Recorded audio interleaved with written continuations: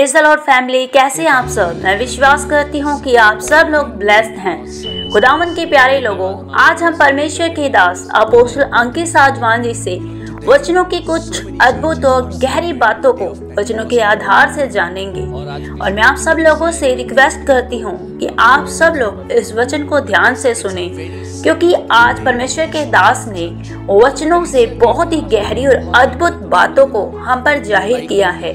So I request, listen carefully. God bless you.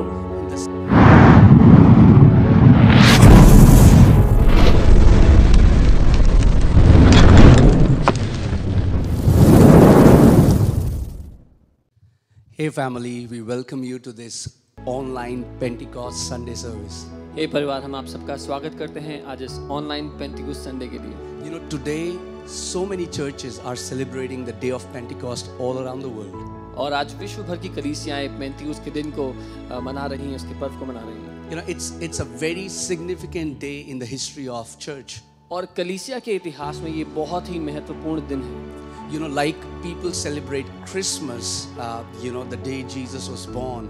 In the same way, we have to understand the significance, the spiritual significance of Pentecost. इसीलिए जैसे लोग Christmas मनाते हैं, बहुत ज़रूरी है कि हम लोग पेंटिकोस्ट के उस आत्मिक महत्व को समझ जाएं। Amen. So just let us see that why do we celebrate Pentecost? और आइए हम समझते हैं क्यों हम पेंटिकोस्ट के दिन को मनाएं। You know, so if as the New Testament believers, we are aware that in the New Testament, the Spirit of God came upon the believers, the disciples of Jesus. और नए नियम में विश्वासी होने के कारण हमें पता है कि परमेश्वर का आत्मा कैसे पेंटिकोस्ट के दिन विश्वासियों के ऊपर आया। You know, we know that this is the day where first time the believers were baptized by the Holy Spirit. और ऐसा पहली बार था, ये पहला दिन था जब विश्वासियों पर पवित्र आत्मा उतरा और उनका बपतिस्मा हुआ पवित्र आत्मा में। You know, the Pentecost word simply means 50. और पेंटिकोस्ट जो शब्द है उसका साधारण अर्थ है 50। Because that happened 50 days after the resurrection.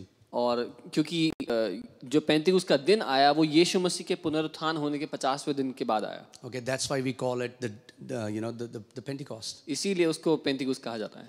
But I want to tell you a mystery. लेकिन एक रहस्य है जो मैं आपको बताना चाहता हूँ। You know, there are many feasts in the Old Covenant. पुरानी वाचा में बहुत सारे त्योहार थे जो वो लोग मनाया करते थे। And Hebrews 10:1 says that Old Covenant was the shadow of good things to come. और इब्रानी 10 उसका एक वचन कहता है कि जो पुरानी बातें थी वो सिर्फ परछाई थी उन अच्छी बातों की जो आने वाली हैं।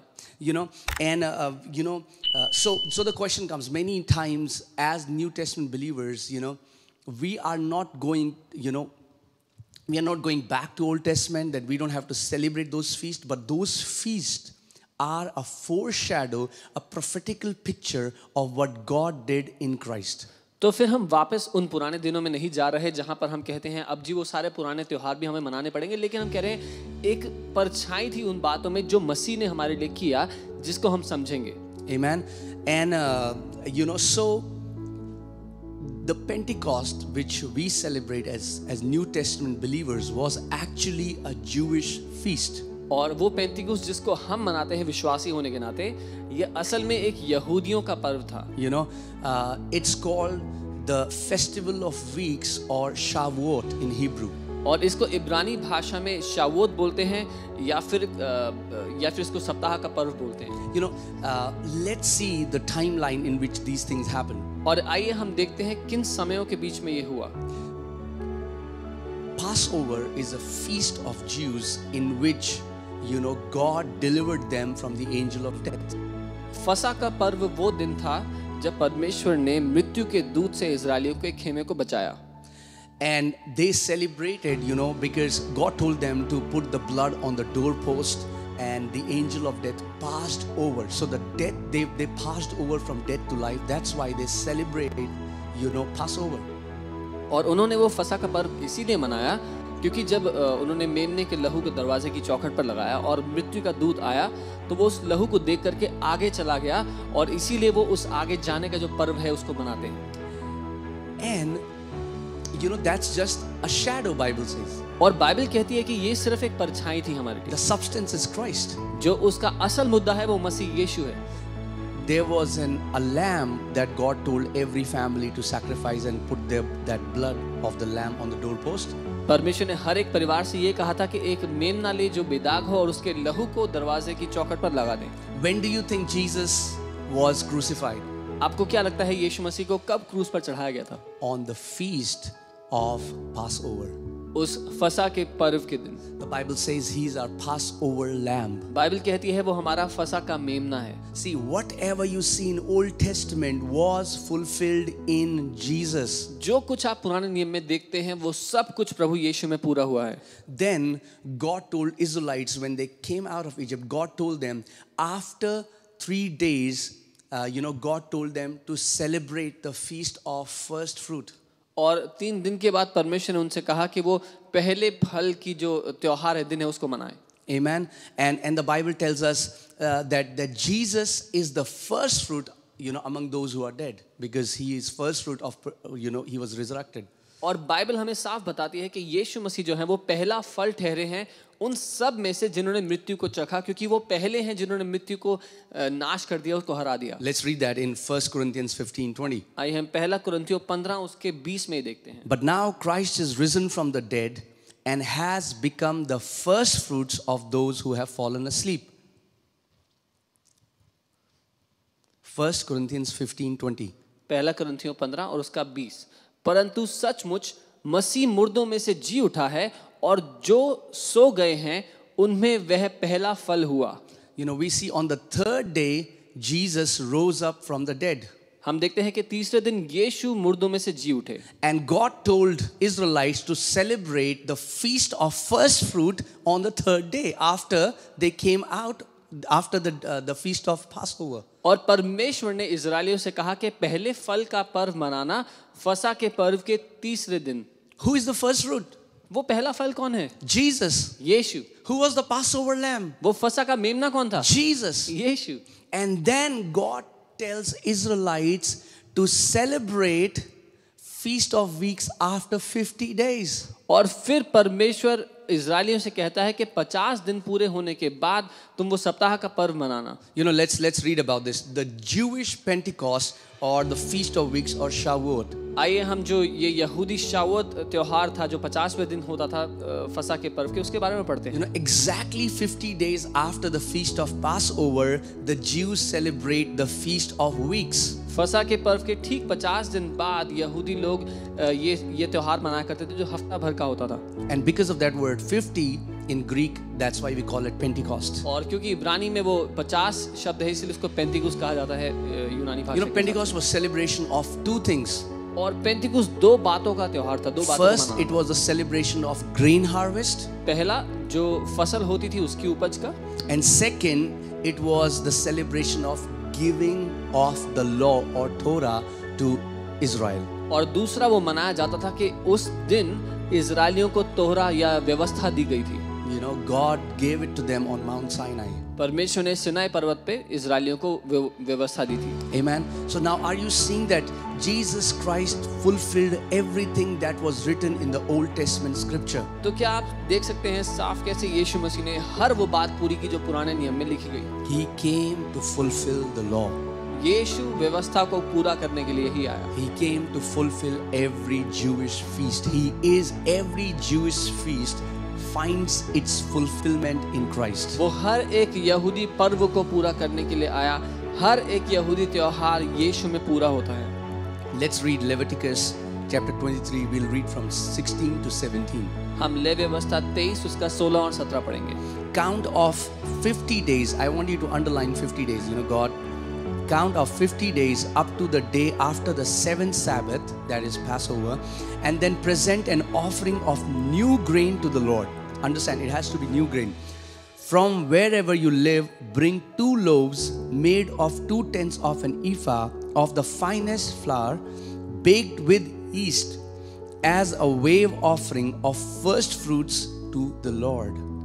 7वें विश्राम दिन के दूसरे दिन तक 50 दिन गिनना और 50वें दिन यहोवा के लिए नया अन्न बलि चढ़ाना, यहाँ पे ध्यान दीजिए, वो नया अन्न की बात करता है। तुम अपने घरों में से एफा के 2/10 अंश मैदे की 2 रोटियां हिलाने की भेंट के लिए ले आना। वे खमीर के साथ पकाई जाएं और यहोवा के लिए पहली उपज ठहरें। Amen. Now I want you to see something in this scripture that is so powerful. और मैं चाहता हूँ आप यहाँ पे कुछ देखें जो बहुत शक्तिशाली है। First, God told that after 50 days from Passover, they have to present a new grain offering to the Lord. So I want you to underline new grain. New grain has to be offered to the Lord. पहली बात जो फसह का पर्व था, उसके बाद परमेश्वर ने उनसे कहा कि एक नए अन्न की बलि तुम देना। And then the Bible talks about that they have to, make loaves of bread from flour baked with yeast. और फिर उनसे कहा कि खमीर के साथ पकाई गई रोटियां तुम लेकर के आना। Now, do you know this is very strange because this is the first time God tells Israelites to bake their bread with yeast. और ये बहुत ही अटपटा सा था उन लोगों के लिए, क्योंकि ये पहली दफा है जब परमेश्वर उनसे कहता है कि अपनी रोटियों को खमीर के साथ पकाना। Because all throughout yeast was forbidden. God had clearly told them not. That's why they had the feast of unleavened bread. क्योंकि अभी तक उनके लिए खमीरी रोटी खाना मना था, इसीलिए उनके पास जो पहले पर्व था वो था अखमीरी रोटी का। Because yeast is symbolic of sin. क्योंकि खमीर दर्शाती है पाप को। And like sin spreads and destroys a person, that's why God said when they came out of, God brought them out of Egypt, God said that they have to eat the bread with no leaven in it. क्योंकि खमीर फैलता है, जैसे पाप फैलता है और एक व्यक्ति को नाश करता है, इसीलिए ये परमेश्वर ने उनसे कहा था जब वो मिस्र से उनको निकाल के ले आया, उसने कहा कि तुम अखमीरी रोटी खाना। Amen. But then Jesus gave two kind of analogies. He, also he said that the kingdom of God is like if yeast is added to the dough and then it makes entire thing yeast. और यीशु ने ये दृष्टांत बताया और कहा कि थोड़ी सी खमीर पूरे आटे को खमीरा कर देती है। So understand, 50 days, तो ध्यान दीजिए, 50 दिन, new grain, नया अन्न, and then bread with leaven. और फिर खमीर के साथ बनाई गई रोटी। After 50 days of from Passover, फसह के 50 दिन पूरे होने के बाद there will be new grain, एक नया अन्न होगा, right? And through that they will bake breads which will have yeast. And then Jesus said the kingdom of God is like yeast. So this, it talked about the new kind of believers. It talked about the not Jews, but it talked about, the Bible says in 2 Corinthians 5:17, if a man is in Christ Jesus, he is a new creation. दूसरा कुरिन्थियों 5:17 वचन कहता है जो कोई मसीह यीशु में है वो एक नई सृष्टि है। बाइबल यहाँ पे बात कर रही है एक नए तरह की बनावट की, एक नए तरह की रचना की। And not only they'll just be new, but they will also have something in them that spreads. और केवल इतना ही नहीं कि वो नए होंगे, लेकिन उनमें कुछ ऐसा होगा जो फैलता है अपने स्वभाव से। Like earlier they had a nature of sin. जैसे पहला उनका स्वभाव पाप का था, now they will have another thing which also spreads, and that is the kingdom in them which spreads. और अब उनके अंदर कुछ ऐसा होगा जो फैलता है अपने स्वभाव से, और वो है परमेश्वर का राज्य। Amen. If you can just understand it, church, अगर आप समझ गए कलीसिया, that God always had this in his mind, that God always was foreseeing what he will do through his son Jesus. कि परमेश्वर हमेशा से अपने मन में ये सोच बैठा था कि वो अपने पुत्र के द्वारा क्या करेगा, पुत्र यीशु के द्वारा। Amen. And then so the Bible says that after 50 days, they have to offer. So that's why the Jews celebrate, the Feast of Weeks. और बाइबल कहती है कि 50 दिन के बाद उनको वो पर्व मनाना था, इसीलिए बाइबल इस पूरे सप्ताह के पर्व की बात करती है। Amen.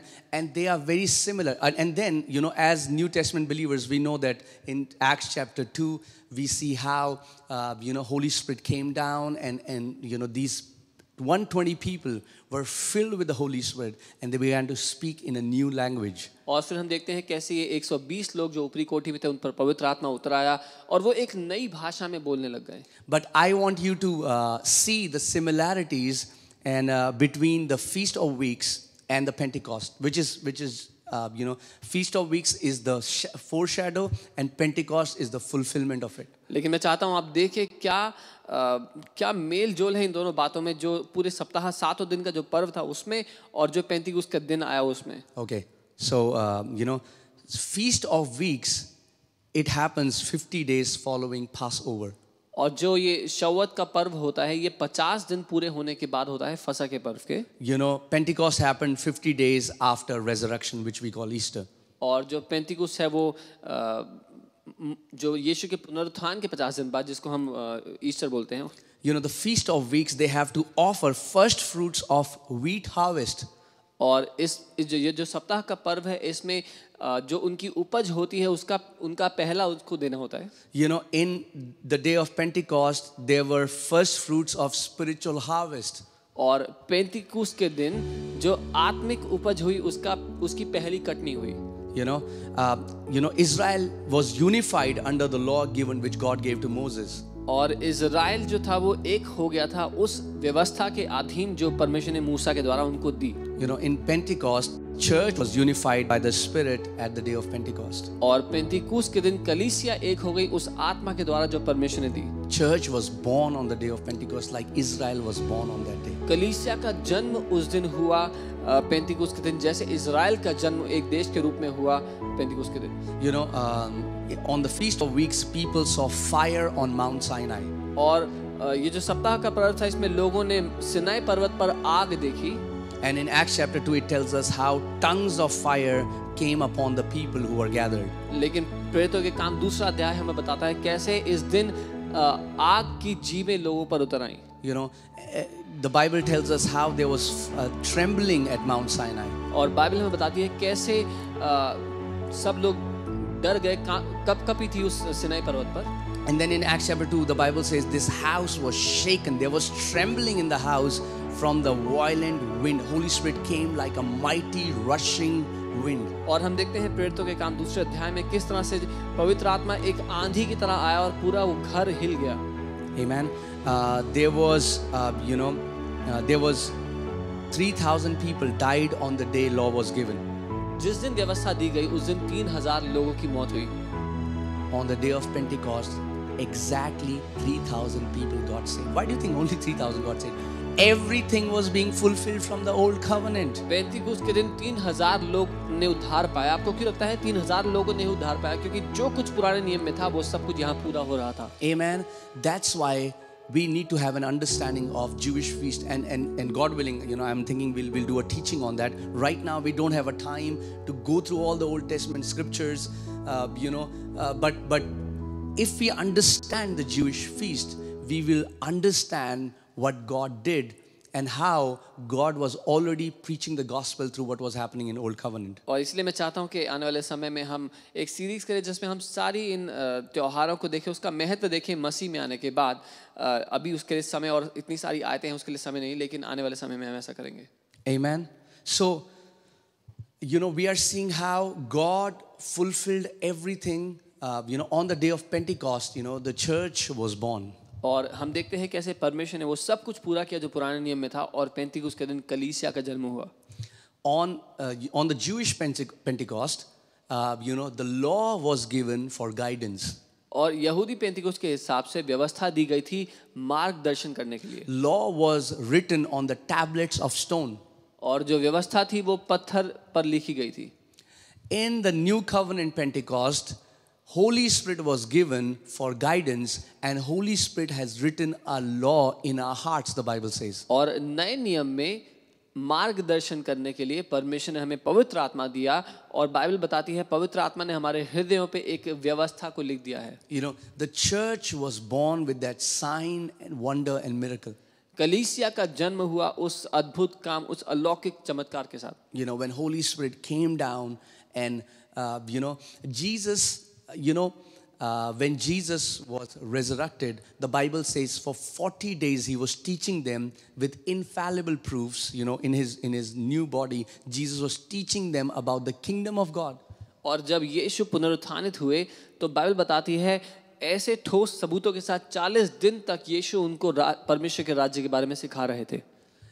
So after resurrection 40 days, and then Jesus tells these disciples to wait in Jerusalem, to tarry in Jerusalem. और पुनरुत्थान के 40 दिन के बाद और फिर यीशु उनसे कहते हैं चेलों से कि वो यरूशलेम में ठहरे रहें। He tells this to 500 people. वो 500 लोगों से ऐसा कहते हैं। But how many wait? लेकिन कितने रुके? Just 120. सिर्फ 120। And on those 120, और उन सब 120 पर, so 40 days, Jesus is resurrected. For 40 days, he's teaching them. After that, 10 days. So that means they waited 10 days in upper room before the Holy Spirit came upon them. और पुनरुत्थान होने के 40 दिन तक यीशु उनको अपनी नई देह में सिखाते रहे। उसके बाद 40 दिन के बाद 10 और दिन उनको इंतजार करना था उस ऊपरी कोठी में 35 के दिन तक। Amen. And then after 10 days, when there was a 50th day, that's why the Bible says, when the day of Pentecost had fully come. और इसीलिए बाइबल कहती है जब पेंतिकुस का दिन पूरी तरह आ गया। So that's why if we understand the Jewish feast, we will also see the timeline how God works. तो जब हम यहूदी पर्वों को देखेंगे, त्योहारों को देखेंगे, हम वो भी समझेंगे परमेश्वर किस रीति से काम करते हैं। You know, Jesus died on the night of Passover. यीशु की मृत्यु फसह की रात को हुई। You know, then we see how, you know, he was resurrected on third day, like God told Israelites to celebrate the feast of first fruits. और हम देखते हैं तीसरे दिन उसका पुनरुत्थान हुआ जहां परमेश्वर ने यहूदियों से कहा था कि पहले फल का पर्व मनाना। And then after 50 days, as law was given, you know, as law was given through Moses, Jesus said, I will send the Holy Spirit. So Holy Spirit was given through Jesus. और 50 दिन के बाद जैसे व्यवस्था मूसा के द्वारा दी गई थी, यीशु ने कहा मैं पवित्र आत्मा को भेजूंगा और पवित्र आत्मा उस दिन भेजा गया। Amen. So that's why it's a very, if we can understand the significance of this day. इसलिए अगर हम इस दिन का महत्व समझ पाएं, You know, obviously now every day is Pentecost for us because the Spirit indwells us and He will never leave us, never forsake us. और हाँ अब हमारे लिए हर दिन पेंतिकुस का दिन है क्योंकि पवित्र आत्मा हमारे अंदर रहने के लिए आ गया है। वो कभी हमें छोड़ेगा नहीं, कभी त्यागेगा नहीं। You know, and as Pentecost became the celebration in which law was given, you know, in the New Testament, Pentecost became a celebration because Holy Spirit was given. और जैसे पुराने नियम में व्यवस्था दी गई थी, वैसे ही नए नियम में पवित्र आत्मा दिया गया जो हमारे लिए वो त्योहार की तरह रहा है। You know, it's amazing how you know, God the Father, God the Son, and God the Holy Spirit has been involved together in all the in fulfilling the feast. और ये अद्भुत है कैसे परमेश्वर पिता, पुत्र और पवित्र आत्मा तीनों शामिल रहे हैं इन सारे पर्वों के पूरे होने में। Are you ready? आप तैयार हैं? Okay, come on, hear this carefully. ध्यान से सुनना। The Son, God the Son, honored the feast of Passover by His death. परमेश्वर पुत्र ने उस फसह के पर्व का आदर किया अपनी खुद की प्राण को देकर। Okay, hear this carefully. God the Son honored, you know, God the Son honored and fulfilled the feast of Passover by His death. परमेश्वर पुत्र ने अपना खुद का प्राण देकर उस फसह के पर्व का आदर किया। The Father fulfilled, the Father fulfilled the feast of first fruits by raising up Christ from the dead. और परमेश्वर पिता ने वो जो पहले फल का जो पर्व था उसका आदर किया, उसको पूरा किया मसीह यीशु को मुर्दों में से जिंदा करके। And God the Holy Spirit fulfilled the feast of weeks or Pentecost by His descent on after 50 days. और पवित्र आत्मा ने पेंतिकुस के दिन को पूरा किया अपने लोगों पर उतर के। Amen. So are you seeing how God the Father, God the Son, God the Holy Spirit, they are working together? तो आप देख सकते हैं कैसे परमेश्वर पुत्र, पवित्र आत्मा और परमेश्वर पिता साथ मिलके काम करते हैं। God the Father, God the Son gave His life on Passover. परमेश्वर पुत्र ने अपना जीवन दिया फसह के पर्व के दिन। God the Father raised Him up on the feast of first fruits. परमेश्वर पिता ने उनको पहले फल के दिन उठा दिया, जिंदा कर दिया। And then Holy Spirit came down like law was given through Moses, Holy Spirit was given through Jesus. और जैसे व्यवस्था दी गई मूसा के द्वारा, वैसे ही पवित्र आत्मा यीशु के द्वारा दी गई। That's why now we can serve God in all power and in all truth. इसीलिए अब हम परमेश्वर की आराधना, उसकी सेवा पूरे सत्य और पूरी सामर्थ्य में कर सकते हैं। Amen. Now also I want to also tell you that biblically, 50 number has a significance. If you read the Bible, we see the significance of some numbers. और मैं आपको बताना चाहता हूँ बाइबल के मुताबिक जो 50 नंबर है उसका कुछ महत्व है। The number 50 stands for freedom. और जो 50 नंबर है वो दर्शाता है आज़ादी को। Okay, so biblically every 50th year is the year of jubilee. और बाइबल के मुताबिक हर 50वां जो वर्ष होता है वो जुबिली का साल होता है। And on the year of jubilee, every slave is returned. They are set free. They are set free to go to their home. और जुबली के साल में हर एक जो दास होता है, जो बंधुआ दास होता था, उसको वापस आजाद करके उसके घर लौटा दिया जाता था। And all the land returns to its original owner. और जो पृथ्वी थी वो उसके असली मालिक को वापस लौटा दी जाती थी, भूमि। It's crazy if you read Mark 16. This is now Jesus. Is about to ascend. और मरकुस 16 अगर आप पढ़ेंगे जहाँ पर यीशु मसीह वापस आने वाले हैं। I'm sorry, when Jesus was resurrected. माफ कीजिए, जब यीशु पुनरुत्थानित होते हैं। And if you read, Mark 16, I think in 11, and then verses after that, you will read that disciples did not believe that he is raised from the dead. अगर आप मरकुस 16 के आगे पढ़ेंगे तो आपको विश्वास, आप देखेंगे चेलों को विश्वास नहीं हुआ कि यीशु मसीह मुर्दों में से जिंदा हो गए। The Bible says 2-3 times they did not believe. They did not believe. Martha came, they did not believe. Mary came, they did not believe. Then he appeared to few disciples, they did not believe. Think about this. Now these are the people who have been with Jesus for 3 years, seen him do so many miracles. Jesus again and again said, I am going to lay up my life. I am going to take it again. I'm going to sacrifice myself. But they did not believe. और Bible बताती है 2-3 दफ़ा Bible कहती है कि चेलों ने विश्वास नहीं करा। मरियम उनके पास आई तो उन्होंने माना नहीं। वो 2 चेलों से मिलने आया तो तब उन्होंने विश्वास नहीं करा। और इस तरह से वो लोग नहीं मान रहे थे कि देखने के बावजूद कि यीशु ने 3 साल उनके साथ चला फिरा, इतने चमत्कार किए, पर वो मानने को राजी नहीं थे। And then you see the same disciples, the same apostles walking in great authority, walking in great power. The Bible says people used to lay the sick people so that only the shadow of Peter will fall on them. And the Bible says all of them got healed. If anybody had a demonic possession, they were delivered. What happened between them not believing and then they walking like that? और फिर आप उन्हीं चेलों को आगे देखते हैं जो वो प्रेरितों की तरह सामर्थी कामों में चलते और फिरते हैं। बाइबल कहती है कि लोग अपने बीमारों को लाकर सड़क पर बिछा देते थे कि अगर उनकी परछाई उन पर पड़ गई तो वो ठीक हो जाएंगे। जो दुष्ट आत्मा से ग्रसित होते थे वो ठीक हो जाते थे। तो क्या फर्क पड़ा, क्या हुआ इस बीच में जब वो विश्वास ना करने वाले चेलों से सामर्थी प्रेरित बन गए? Jesus, what was the secret? What was this mystery? What happened? यीशु क्या था वो रहस्य, क्या हुआ बीच में? The day of Pentecost happened. बीच में पेंतिकुस्त का दिन हुआ, where God infused man with his ability.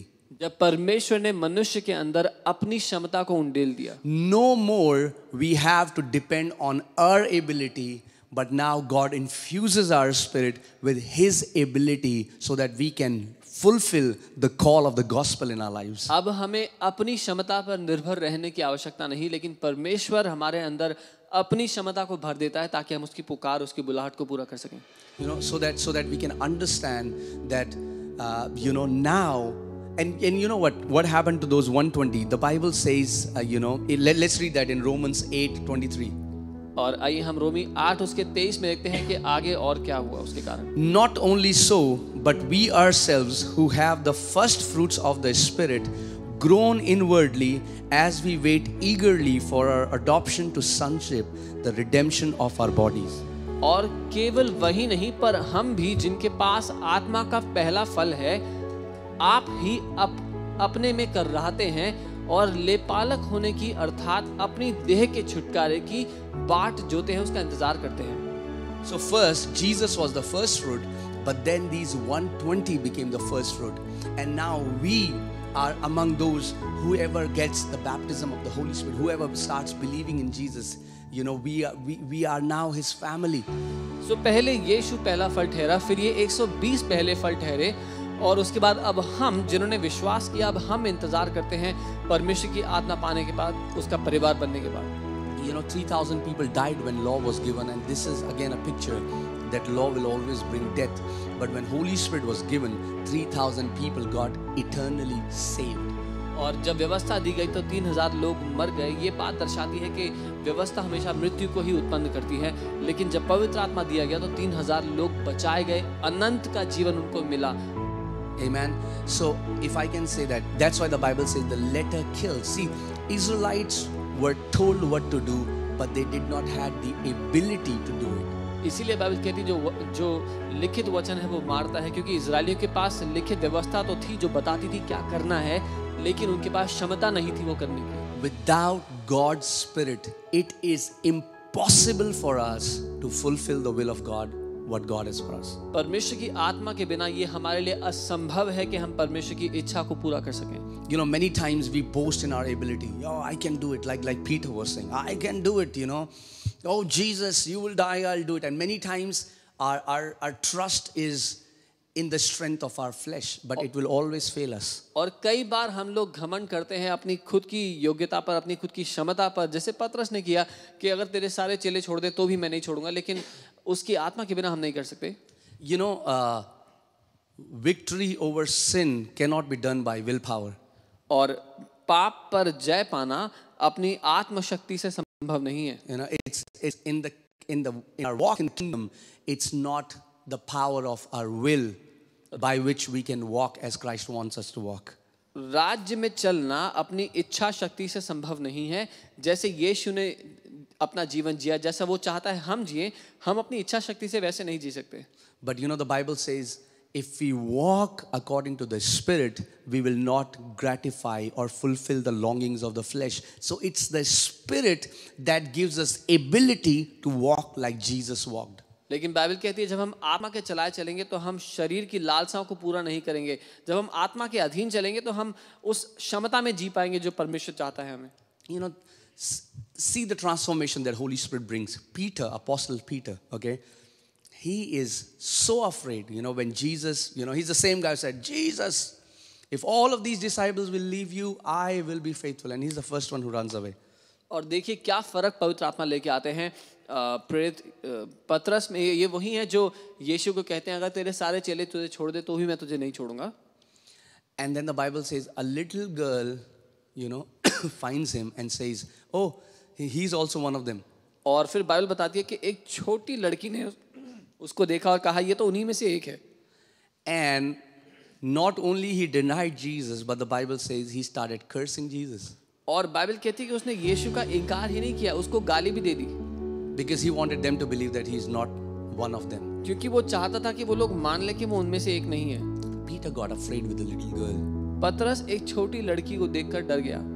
The same guy who had crazy willpower, he had a desire, he made a decision.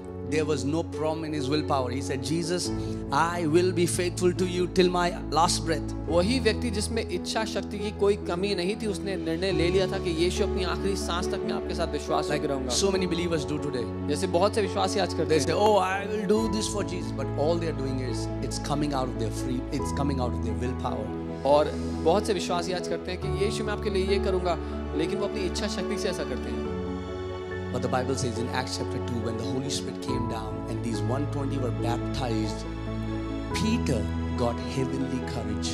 लेकिन बाइबल कहती है जब पवित्र आत्मा उतर आया और 120 का बपतिस्मा हुआ, पतरस को उसने एक अलौकिक साहस का आभास हुआ। Where did that courage come from? वो साहस कहाँ से आया? That courage came from heaven. स्वर्ग से। Peter boldly proclaimed before the entire congregation of Israel. He was bold to proclaim that this is God. These people are not filled because people were mocking them. He said, these people have not drank wine. You know, this is God's doing. और पतरस हियाव से पूरे नगर के पूरी प्रजा के आगे ये बोलने लगा कि ये लोग मतवाले नहीं है दाख मधु पीकर, ये परमेश्वर की इच्छा है, परमेश्वर की आत्मा है। That's why we have to understand that, you know, we have to learn to have a close communion with the Holy Spirit. इसीलिए हमें समझना है कैसे एक गहरे रिश्ते में हमें पवित्र आत्मा के साथ जीना है। Holy Spirit is not just power. He's not just gifts. He's a person. पवित्र आत्मा केवल कोई शक्ति नहीं या केवल कोई वरदान नहीं, लेकिन वो एक व्यक्ति है। Amen. And as we learn to commune with the Holy Spirit, He glorifies Jesus. He magnifies Jesus. He reveals Jesus in our lives. और जब हम पवित्र आत्मा के साथ मिलकर चलना सीखते हैं तो वो उसकी सेवकाई है यीशु की महिमा करना, यीशु को प्रकट करना। You know, Jesus said that Holy Spirit will glorify me. और यीशु ने कहा जो पवित्र आत्मा है वो मेरी महिमा करेगा। Amen. So the more we are in close communion with the Holy Spirit, the more our lives will glorify Jesus. तो जितना ज़्यादा गहराई से हम पवित्र आत्मा के साथ चलेंगे उतना ही हमारे जीवन से यीशु की महिमा होगी। Amen. And that's why I pray that every person who is watching this today would understand the importance of communion with the Holy Spirit. और इसीलिए आज मैं प्रार्थना करता हूँ जो कोई हमें देख रहे हैं वो समझे इस महत्व को पवित्र आत्मा के साथ गहरे रिश्ते में चलने का। That's why even when Apostle Paul he prayed for the church, he said, "Now may the grace of Lord Jesus Christ, the love of the Father, and the sweet fellowship of the Holy Spirit." You know, so when we have the fellowship with the Holy Spirit, He will unveil mysteries of the kingdom to us. इसीलिए पौलुस प्रेरित ने जब कलीसिया के लिए प्रार्थना की तो ये कहा, अब प्रभु यीशु मसीह का अनुग्रह, परमेश्वर पिता का प्रेम और पवित्र आत्मा की संगति तुम्हारे साथ हो। You know, the Bible says in Romans chapter 8 that the Spirit Himself helps in our weaknesses.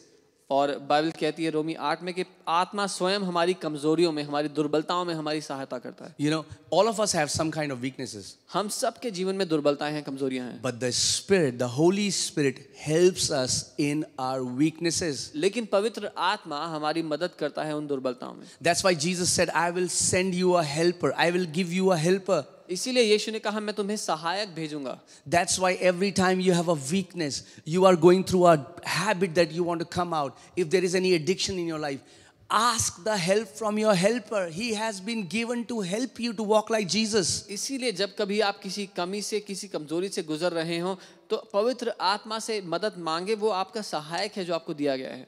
Amen. He will help you to overcome that habit. और वो आपकी मदद करेगा उस आदत से बाहर आने में। He will help you to walk like Jesus. यीशु की तरह चलने में। He will help you to fulfill your destiny on this earth. वो आपकी मदद करेगा जीवन पर अपने मकसद को पूरा करने में। Without the Holy Spirit, we cannot do it. पवित्र आत्मा के बिना हम नहीं कर सकते। Without the Holy Spirit, we'll just have, religious knowledge. There would be no power of God. और बिना पवित्र आत्मा के हमारे पास केवल धार्मिक ज्ञान होगा, उसमें कोई सामर्थ्य नहीं होगी। Amen. But God doesn't want His church to be like that. लेकिन परमेश्वर अपनी कलीसिया को ऐसा नहीं चाहता। God wants His church to be infused His ability. God wants His church to be vibrant, radical lovers of Jesus, walking in the power of God, walking in purity, walking in holiness. परमेश्वर चाहता है उसकी कलीसिया परमेश्वर की क्षमता से भरी हुई हो, पवित्रता में और सामर्थ्य में जीने वाली कलीसिया हो। You know, like 50, I told you, it represents freedom, year of jubilee, celebration, how the slaves were set free. If you understand, when Holy Spirit comes to live in us, He gives us the ability that we are no longer slaves. We don't have to live. He sets us free from the slavery of sin and gives us the ability to walk above sin, to have dominion, to subdue sin in our lives. और जैसे मैंने बताया 50 जो है वो आज़ादी को दर्शाता है। वो आज़ादी का साल जब दासों को, बंधुए दासों को आज़ाद किया जाता था। जब पवित्र आत्मा हमारे ऊपर आया, उसने हमारी आज़ादी की घोषणा की कि अब हम पाप के दास नहीं, लेकिन हम पाप पर प्रभुता करके जीवन जी सकते हैं। Amen. So we can pray that Holy Spirit, help me to overcome every weakness in my life. तो हम ये प्रार्थना कर सकते हैं, पवित्र आत्मा हमारी मदद करे हर एक कमजोरी पर प्रभुता करने के लिए। Amen. Let's go to Acts chapter 2 and let's read what happened on the day of Pentecost. आइए हम प्रेरितों के काम दूसरा अध्याय में चलेंगे और देखेंगे कि उस दिन क्या हुआ। Acts chapter 2.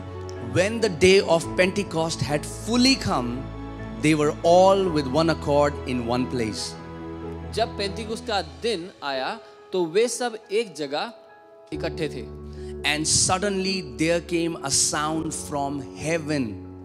एकाएक आकाश से बड़ी आंधी की सी सनसनाहट का शब्द हुआ। And as of a rushing mighty wind, and it filled the whole house where they were sitting. और उससे सारा घर जहां वे बैठे थे गूंज गया। Then there appeared to them divided tongues as of fire, and one sat upon each of them. और उन्हें आग की सी जीभें फटी हुई दिखाई दी और उनमें से हर एक पर आ ठहरी। And they were all filled with the Holy Spirit and began to speak with other tongues as the Spirit gave them utterance. वे सब पवित्र आत्मा से भर गए और जिस प्रकार आत्मा ने उन्हें बोलने की सामर्थ्य दी वे अन्य अन्य भाषा बोलने लगे. Amen. So we see this is how supernaturally the church of Lord Jesus Christ was born. तो हम देखते हैं कैसे ये अलौकिक रीति है जिससे यीशु मसीह की कलीसिया का जन्म हुआ. We see how in this spectacular event how Holy Spirit came not privately but he came openly, demonstrating that the move of the Spirit, the time of the Spirit, the dispensation of the Spirit has started. और इस अलौकिक घटना में सार्वजनिक रीति से पवित्र आत्मा एक घोषणा करते हुए सबके सामने एक बुलंद घोषणा करते हुए पवित्र आत्मा उतर आया कलीसिया पर, यह दर्शाते हुए कि आत्मा का चलन, आत्मा का समय शुरू हो चुका है. Praise God. The good news is man doesn't have to now depend on his own ability but the ability of the Holy Spirit. और अच्छी खबर ये है हमारे लिए कि मनुष्य को अब अपनी आत्मशक्ति पर निर्भर होने की और आवश्यकता नहीं, क्योंकि पवित्र आत्मा हमारे पास आ चुका है. Amen. Jesus said, if I through the Holy Spirit cast out demons. और यीशु ने कहा अगर मैं पवित्र आत्मा के द्वारा दुष्ट आत्माओं को निकालता हूं. You know, again and again it was Holy Spirit who gave the ability to Jesus to do whatever he did on the earth. और बार-बार हम देखते हैं पवित्र आत्मा ही था जिसने वो क्षमता प्रभु यीशु को दी, जो कुछ उसने पृथ्वी पर किया वो कर पाए. Think about this. Until Jesus was baptized by the Holy Spirit, he wasn't able to do any miracles. और इसके बारे में खुद सोचे, जब तक यीशु मसीह को पवित्र आत्मा का बपतिस्मा नहीं मिला वो कोई चमत्कार नहीं कर पाए. He couldn't heal any sick. वो किसी बीमार को ठीक नहीं कर पाए. You know, but when the Spirit of God came upon him like a dove, after that we see his ministry started. लेकिन जब पवित्र आत्मा यीशु के ऊपर उतर आए तब हम देखते हैं उनकी सेवकाई की शुरुआत हुई. Amen. When the word and the spirit meets, if in your life you are a person of word, you are a person of spirit, you will always have the demonstration of the Holy Spirit in your lives. जब वचन और आत्मा मिलते हैं, अगर आप वचन में जीने वाले व्यक्ति हैं जो आत्मा से भरे हैं, परिपूर्ण हैं, आप हमेशा अपनी जिंदगी में परमेश्वर की सामर्थ्य को बहते हुए देखेंगे. Amen. As Jesus didn't start his ministry without the Holy Spirit, if there is anybody watching me and you know God is leading you to start your ministry, I want to tell you, don't do that without the outpouring of the Holy Spirit. You know, if you have not been baptized, you know, it's time you ask God, God, fill me with your Holy Spirit. Baptize me with your Holy Spirit. और जैसे यीशु ने अपनी सेवकाई की शुरुआत तब तक नहीं की जब तक वो पवित्र आत्मा से भर नहीं गया, उसका बपतिस्मा नहीं पा लिया. अगर जो कि मुझे सुन रहा है कोई अपनी सेवकाई शुरू करना चाहता है, मैं कहता हूँ तब तक अपनी सेवकाई शुरू ना करें जब तक पवित्र आत्मा की भरपूरी आप पर उतर ना आए. अगर आप पवित्र आत्मा से अभी तक नहीं भरे हैं, परमेश्वर से कहें प्रभु मुझे आत्मा का बपतिस्मा दें. You know, in Acts chapter 1 verses 8, Jesus said, you shall receive power when the Spirit of God, when the Holy Spirit comes upon you, and you shall be my witnesses. प्रेरितों के काम 1 उसका 8 वचन कहता है कि तुम सामर्थ्य को ग्रहण करोगे जब परमेश्वर का आत्मा तुम्हारे ऊपर उतरेगा और तुम मेरे गवाह ठहरोगे. If we want to be an effective witness of Lord Jesus Christ, we cannot do it without the Holy Spirit. अगर हम यीशु मसीह के लिए प्रभावशाली गवाह होना चाहते हैं तो पवित्र आत्मा के बिना नहीं कर सकते. Amen. He is the Spirit of truth. He unveils the scripture to us. वो ही सत्य का आत्मा है और वचन के भेद को वही हमें बताता है. Think about this. He was the teacher of Jesus. और खुद सोचे वो यीशु के शिक्षक थे. He taught everything to Jesus. पवित्र आत्मा ने सब कुछ यीशु को सिखाया. And Jesus gave you the same teacher that he had. और यीशु ने आपको वही शिक्षक दिए जो उनके पास थे. So that you can walk like he walked. ताकि आप उनकी तरह ही जी सकें. And not only he's a teacher outside, he is a helper. He's the one who empowers you and he lives in you. You can commune with him all the time. और केवल ऐसा नहीं कि वो एक शिक्षक है जो आपसे बाहर है, लेकिन वो है जो आपके अंदर रहता है. आप उससे हर समय बात कर सकते हैं. Amen. Amen. And you know, and then the Bible says all these people, Holy Spirit gave them the ability to speak a new heavenly language. और फिर बाइबल में यहाँ पे कहती है कि पवित्र आत्मा ने उन सबको एक नई भाषा दी बोलने के लिए, एक स्वर्गीय भाषा दी बोलने के लिए. And if there is anybody you know, hearing us right now, watching us right now, and you have not been baptized by the Holy Spirit, I want to tell you, it is the will of your Father. to fill you, to fill you with His Spirit, so that you can be an effective and powerful witness of Lord Jesus Christ of Nazareth. और अगर कोई भी है जो अभी अन्य भाषा में नहीं बोलता है, तो ये जान ले परमेश्वर पिता की इच्छा है कि वो आपको अपनी सामर्थ्य से भरे. Amen. Not only, your sins have been forgiven, but the Holy Spirit gives you the ability to subdue every sin in your life.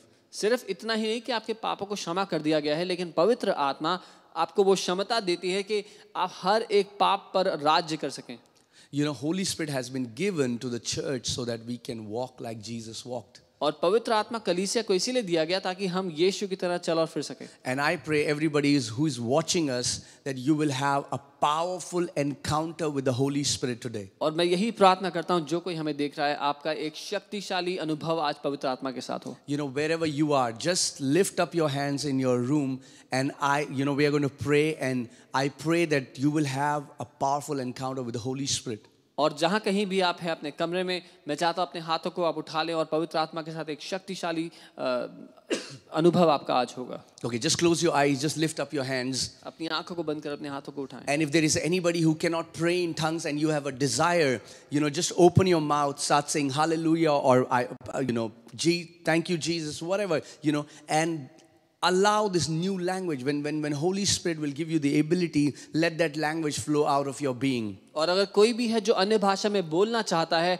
मैं चाहता हूँ आप या तो हालेलुया या धन्यवाद यीशु कुछ भी बोले और अपने मुंह से उस नई भाषा को निकलने दे, रोके ना अपने आप को जब पवित्र आत्मा आपको भरता है तो. So Father, right now, Lord, we remember the day of Pentecost. We remember how Holy Spirit came upon those 120 and powerfully the church was born, Lord, on this day. और पिता आज के दिन हम याद करते हैं वो पेंतिकुस्त का दिन जब पवित्र आत्मा शक्तिशाली रूप से उतर आया अपने लोगों पर और कलीसिया का आज के दिन जन्म हुआ. Father, I pray, do it again. Father, I pray all the people who are watching us who have yet not had an experience with the Holy Spirit. Holy Spirit, I pray that you will fill them with an overflowing manner in the name of Jesus. पिता मैं प्रार्थना करता हूँ, कहता हूँ आप दोबारा से उसको करें.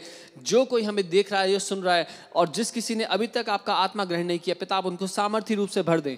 Let the power of the Holy Spirit, let the penetrating power of the Holy Spirit come upon you right now in the name of Jesus. पवित्र आत्मा का सामर्थ्य हमारे प्राण की गहराई तक उतरने वाला वो सामर्थ्य आपके अंदर आज उतरे. Be free in the name of Jesus. आजाद हो जाओ यीशु के नाम. Right now. इसी समय. Holy Spirit, I pray that you will empower your people to subdue every kind of sinful habits. पवित्र आत्मा मैं प्रार्थना करता हूँ आप अपने लोगों की मदद करें हर तरह के पाप की आदत को हराने के लिए. Holy Spirit, I pray that you will empower them, Lord, that they will become a powerful witness of Lord Jesus Christ of Nazareth. और मैं प्रार्थना करता हूँ पिता वो यीशु के लिए एक सामर्थी गवाह बने, उनकी मदद करें. Thank you, Lord Jesus. धन्यवाद प्रभु Thank you, Lord Jesus. Come on, wherever you are in your room, start praising Him. Start thanking Him. Thank you, Lord Jesus. Thank you, Lord Jesus. Horama sheto karama mama shendolobo sibrabaha se korama mama shendolobo she ribrahate na mosandra gadana. Come on, let that heavenly language come out of you. Let that heavenly language. Come on, let that heavenly language flow. Rabadego nama shandegede rombraga sheto no. We worship you, Jesus. We glorify you, Jesus. We magnify you, Jesus. Horama shetora mama shendolo gobo shatana mama shitora mama getora ma shandene geteno mo shatana ma robaraba. Father, I pray for your fire, Lord, your fire to fall on your people in Jesus' name right now, Lord. पिता आपकी अग्नि आपके लोगों पर उतर आए यीशु के महान नाम में. In the name of Jesus, यीशु के महान be नाम filled right now भर जाओ इसी समय. from the crown of your head अपने सर से लेकर to the soles of your feet. अपने पांव तक. Be filled with the power of the Holy Spirit. Be filled with the fire of the Holy Spirit. पवित्र आत्मा की सामर्थ्य से भर जाओ, उसकी अग्नि से भर जाओ. Lord, I pray that every person who is bound by Satan, Lord, let the fire of God, let the fire of the Holy Spirit burn away every bondage, burn away every bondage, Lord. प्रभु हर कोई व्यक्ति जो शैतान के बंधनों में बंधा है, परमेश्वर की आग हर एक उस बंधन को आज जलाकर राख कर दे. Come on, lift up your hands. अपने हाथों को उठाएं. and say, Holy Spirit, I want to encounter you और कहें पवित्र आत्मा मैं आपका साक्षात्कार in a चाहता हूँ fresh way like I have never encountered you. एक नई ताजगी से जैसा आज तक ना किया हो Fill me, Holy Spirit. मुझे भर दे पवित्र आत्मा Fill me with your fire. अपनी अग्नि से मुझे भर दें Fill me with passion for the kingdom. मुझे राज्य के लिए जलन से भर दें Come on, come on, come on, wherever you are. Come जहाँ on, कहीं wherever आप you हैं। are. Let that heavenly language come out of you. उस स्वर्गीय Let भाषा that आपके अंदर heavenly से language निकले come out of you. स्वर्गीय भाषा आपके अंदर से Kora निकले। mashato korobo shande gedena malama sheto rabababa shito ramalagate robo shandana mama masheto libragadeno mo sandana gadana mo sombrogote lebragate mora mashande gedene mo sokono momo moshete lebragaba sheto ramama mashindono mo ribragadana mo dona masheto totoro mo rembragadino mo shande gene mo shatikete lo brababa shito na marala. Lord, let your power move, Lord. Let your power move, Lord. Every person who is watching us be free. Be free. Let them may walk in freedom, Lord. On this day of Pentecost, I pray, Lord, let your freedom be released in the name of Jesus. आजाद हो जाओ प्रभु आपकी आजादी इन लोगों में बह निकले आजाद हो जाओ यीशु के नाम में Be filled in Jesus' name. यीशु के नाम में भर जाओ Be filled in Jesus' भर name. जाओ यीशु के नाम में Hallelujah. Hallelujah. Hallelujah. And I tell you that, you know, your walk with Jesus will become beautiful if you'll start to commune with the Holy Spirit. और मैं कहता हूँ आपका जीवन खूबसूरत हो जाएगा जब आप पवित्र आत्मा के साथ चलना शुरू करेंगे Amen. The Holy Spirit will unveil the word to you. You know, your life, people who commune with the Holy Spirit, they will never have dryness in their spiritual walk. जो लोग पवित्र आत्मा के साथ अपना जीवन बिताएंगे उनके जीवन में कभी अकाल कभी सूखा नहीं होगा Amen. So, two things that are very important in our spiritual walk is the Word of God and the Spirit of God. दो बातें जो हमारे आत्मिक जीवन में बहुत महत्वपूर्ण है वो पहला है परमेश्वर का वचन दूसरा है उसका आत्मा The Word of God, the Spirit of God. परमेश्वर का वचन और उसका आत्मा And the Spirit of God, you know, so many people say that they cannot pray. बहुत से लोग कहते हैं कि वो प्रार्थना नहीं कर सकते And I just want to pray for you right now. और मैं आपके लिए प्रार्थना कर रहा And हूँ I pray that Holy Spirit will give you the ability that you will overcome this weakness that you're not able to pray. और मैं प्रार्थना करता हूँ कि पवित्र आत्मा आपको वो क्षमता दे कि आप इस कमजोरी से बाहर आ पाए कि आपसे प्रार्थना नहीं होती You know, we will come out of WhatsApp prayers, quick fix prayers, and we will go into the deep communion with the Lord, where deep calls unto deep. और हम ये व्हाट्सएप प्रेयर्स और जल्दी से छोटी छोटी प्रार्थनाओं से जो हम भेजते हैं सोशल मीडिया पे उससे बाहर आएंगे और एक गहरी संगति में पवित्र आत्मा के साथ चलेंगे जहां पर हमारा जीवन प्रार्थना हो उसके साथ Amen. So are you ready? क्या आप तैयार हैं You know, if you are saying, Lord, I want to pray more. I want to have a prayer life that is consistent. Lord, you know, I want that. I'm not satisfied where I am. I want to commune more with Him. I want to, spend more time with my Lord. अगर आप कहते हैं मैं उसके साथ और समय बिताना चाहता हूँ मैं इतने में संतुष्ट नहीं हूँ मैं और समय अपने प्रभु के साथ बिताना चाहता हूँ You know, Holy Spirit is पवित्र आत्मा ही हमारा सहायक है He will give you the grace वो आपको अनुग्रह देगा to pray.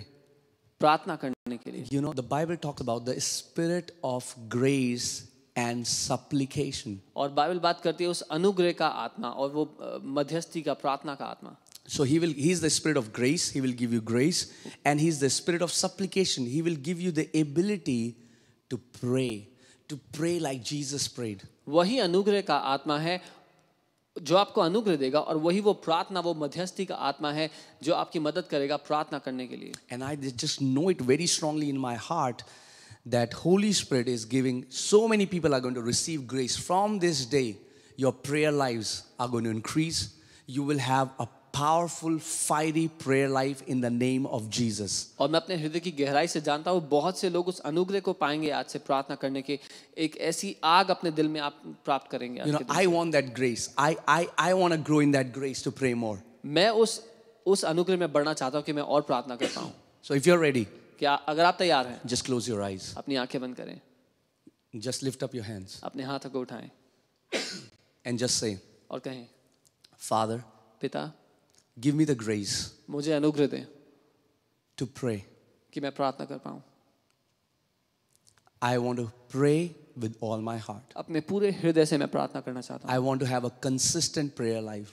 एक निरंतर बनी रहने वाली प्रार्थना का जीवन में जीना चाहता हूँ। Holy Spirit, पवित्र आत्मा help me in my weaknesses. मेरी मदद करे मेरी कमजोरियों में। Right now, Holy Spirit, इस समय empower me मेरी मदद करे, मुझे so that I सशक्त करे, can pray ताकि मैं प्रार्थना कर सकूं like Jesus prayed. जैसे यीशु ने प्रार्थना की। Put that hunger in my heart मेरे दिल में वो भूख डाले to commune with you. कि मैं आपसे बात करूं।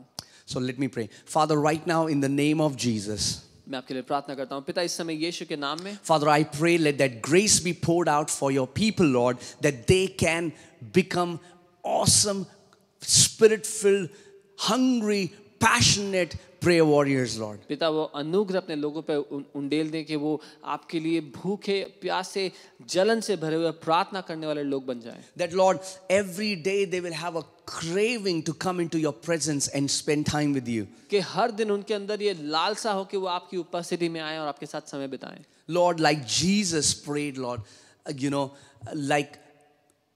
like Jesus prayed with all his heart, Lord, I pray that you would give us that ability, that grace, that we can pray with all our heart. जैसे यीशु आपने प्रार्थना की उस तरह से हमें वो क्षमता दे कि हम अपने पूरे हृदय से प्रार्थना कर पाएं। Father, let this grace be poured today in Jesus' name. ये अनुग्रह हमें दिया जाए। Father, I pray let that spirit of grace and supplication be poured into these lives, Lord. वो अनुग्रह और प्रार्थना का आत्मा इनके जीवन पे उंडेला जाए। In Jesus' name. यीशु के महान नाम में। In Jesus' name. यीशु के नाम में। You know, Jesus said, pray so that you may not fall into temptation. यीशु ने कहा प्रार्थना करो ताकि तुम परीक्षा में ना पड़ो। Okay. Now understand, everybody will be tempted on this earth. और समझिए हर एक की परीक्षा होती है इस पृथ्वी पर। But people who don't pray, they are tempted 1,000 times more. लेकिन जो लोग प्रार्थना नहीं करते वो 1000 गुना ज्यादा परखे जाते हैं। Amen. But people who pray, they are able to overcome temptations very easily. जो लोग प्रार्थना का जीवन बिताते हैं, जो प्रार्थना करते हैं, वो लोग आसानी से हर एक परीक्षा से बाहर आते हैं। And people who don't pray, Jesus said, pray so that you may not fall into temptation. People who pray, even if the temptations will come, they will not fall in that temptation. यीशु ने कहा प्रार्थना करो कि तुम परीक्षाओं में ना गिरो। तो जो लोग प्रार्थना का जीवन बिताते हैं, जब परीक्षा आएंगी भी तो वो उसमें गिरेंगे नहीं। Amen. And when we pray, you know, we'll overcome every temptation that the enemy wants. And I pray on this day of Pentecost, let this be a reminder. Let this day be the day everything changes in your lives and in your prayer lives, and your walk with the Lord becomes vibrant in the name of Jesus. तो ये वो दिन हो जब आपके जीवन में एक रूपांतरण आए, आपके प्रार्थना के जीवन में, आपके उस घनिष्ठता के जीवन में परमेश्वर के साथ जिस तरह से आप जीवन बिताते हैं वो सब कुछ आज से बहुत गहरा हो जाए। Amen. Ask. Amen. You know, God has poured out that grace. Believe that, and from today, you know, the Bible says the prayer of a righteous man avails much. प्रभु ने वो अनुग्रह उंडेल दिया है, इसीलिए इस पे विश्वास करें। और बाइबल कहती है एक धर्मी जन की प्रार्थना बहुत कुछ हासिल करती है। If you believe in Jesus, know that you are righteous. You know, God has imputed the righteousness of his son to you. अगर आप यीशु पे विश्वास करते हैं तो जान लीजिए परमेश्वर ने अपने पुत्र की धार्मिकता आपको सेंत में सौंप दी है। So from today, तो आज से I pray that you will have a committed prayer life. मैं ये प्रार्थना करता हूँ कि आपका एक ऐसा अनुशासित प्रार्थना का जीवन हो। That you will spend time with the Holy Spirit, that you will commune with the Holy Spirit. कि आप हर दिन पवित्र आत्मा के साथ समय बिताएं। In Jesus' name. यीशु के नाम में। Amen. आमीन। Church, now it's time to bring our offerings and tithes, to the kingdom. और कलीसिया इस समय हम अपनी भेंट, अपना दशवांश परमेश्वर के राज्य में देंगे। I am so excited, and I am, I know that the most glorious times for the church, we are about to see that in the name of Jesus. और मैं बहुत उत्साहित हूँ क्योंकि मैं जानता हूँ कि कलीसिया के लिए महिमा से भरा हुआ समय हम देखने वाले हैं। Amen. I am also very thankful to all the family members who have been faithful in partnering with us so that we can take the gospel to the ends of the earth. मैं उन सब परिवार के लोगों के लिए बहुत धन्यवादित हूँ जो हमारे साथ विश्वास योग्यता से खड़े रहे ताकि हम सुसमाचार को जगत के अंत तक ले जा पाएं। So many of you has given sacrificially so that we can do what we are able to do. आप में से बहुत से लोगों ने बहुत सैक्रिफाइस के साथ दिया है ताकि हम वो कर पाएं जो हम कर रहे हैं। So I just want to say, God bless you, and I say that you will never lose your reward. God has a great reward for it. Bible says God loves a cheerful giver. तो मैं कहना चाहता हूँ प्रभु आपको बहुत आशीष दे, आप किसी भी रीति से अपना प्रतिफल नहीं खोएंगे, क्योंकि परमेश्वर आनंद से देने वाले से प्रेम करता है। Family, we bless you. हम आपको आशीष देते हैं And परिवार। I tell you that we are going to see the most glorious day. The most glorious days of church are ahead of us. कि महिमा से भरे हुए दिन हमारे आगे हैं। God bless you. प्रभु आपको आशीष दे।